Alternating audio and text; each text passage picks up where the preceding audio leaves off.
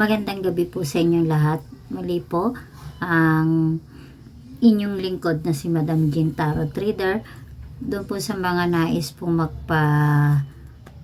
magpa-tarot card po, message nyo lang po ako sa aking account na Jean Tarot Reader. And then dyan po, pasubscribe po ako sa aking channel.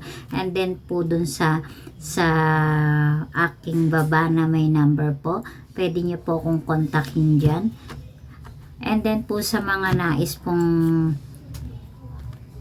magpabaraha po, kung sino man po ang magpapabaraha sa akin, magbibigay po ako ng free bracelet for the year of the 2025, the Phantom color for the year of 2025, and then the evil eye po. Ayan po siya. Sa mga magpapa-private reading po, ipipre ko po tong mga bracelet na to sa mga magpapabasa po sa akin ngayong 2025 ng inyong kapalaran po. Yan po siya. The Phantom color, purple or violet for this year of 2025. Ang baraha naman pong ibibigay ko ngayong araw ay para kay February po.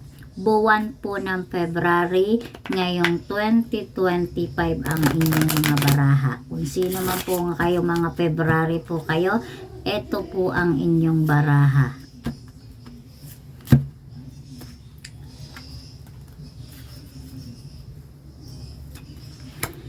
Yan po ang inyong mga baraha for this year, this month of February. Sinasabi po dito ng inyong mga baraha.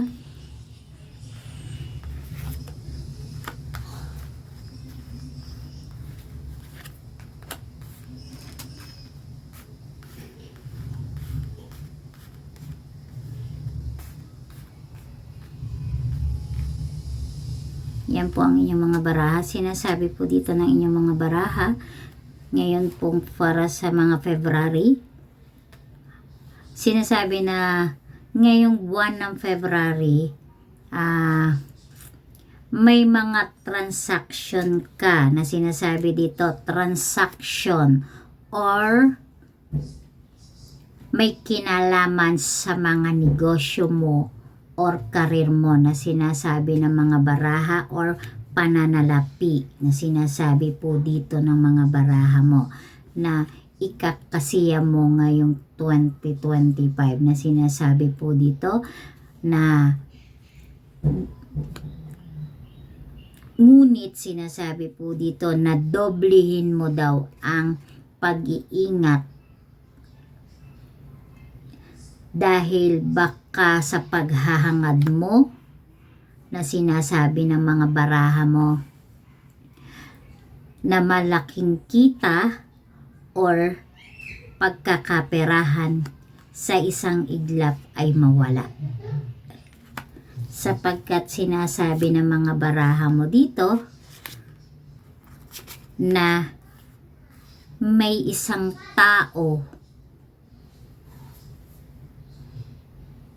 na pwedeng manloko sa'yo at magiging masakit sa kalooban mo sa pagiging matigas mo ng ulo sapagkat pwedeng maging malapit sa'yo ang maaaring manloko sa'yo or pwedeng ka mag-anak, kapatid or kaibigan na sinasabi ng mga baraha mo na ang pagiging paghahangad mo ng malaking pananalapi ngayong buwan ng February na sinasabi dito ay pwedeng mauwi sa lahat at baka maging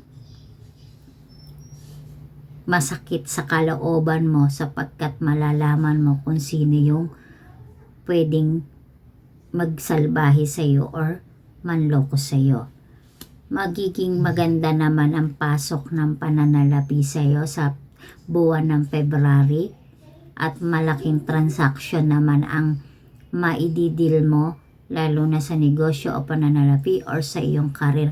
Ngunit sa paghahangad mo nga na sinasabi ng baraha dito, kailangan mo daw maging maingat. Iba yung pag-iingat ang sinasabi ng baraha, sapagkat pwedeng mauwi ang paghihirap ng iyong tinatamasa ay mauwi sa lahat, sapagkat magiging sanhi ng pagiging mabait at maawain mo, yun ang magiging problema mo, sapagkat ngayong buwan ng February, kayong mga February ay matutukso sa mga bagay na kagustuhan mo makamit, ngunit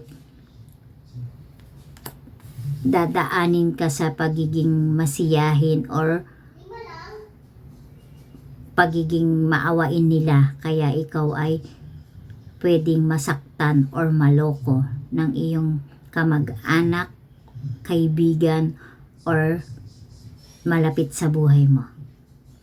Yan yung sinasabing babala para ngayon sa mga February, na ingatan nyo ang inyong mga transaction or pananalapi o negosyo upang hindi mauwi sa lahat. Yan po yung inyong mga baraha. Muli po, maraming salamat po.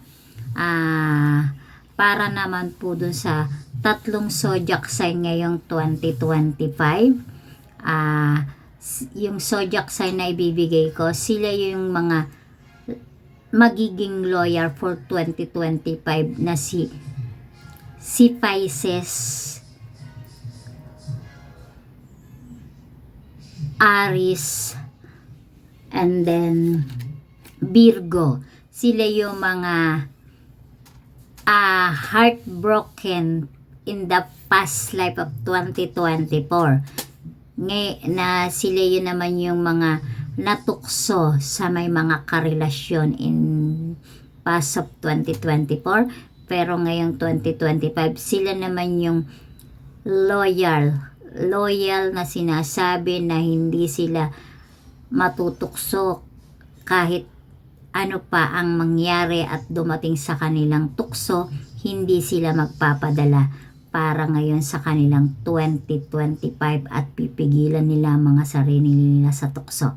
Muli po, maraming salamat po muli. Ako po si Madam Jean Tarot, and then sa mga nais po magpa-private, paki-message po ako sa aking account. Dun po sa gustong magpa-private reading, magpipre po ako ng Phantom Color of the Year na bracelet within Evil Eye. Yan po ang inyong matatanggap sa akin. Maraming salamat po sa inyong muli.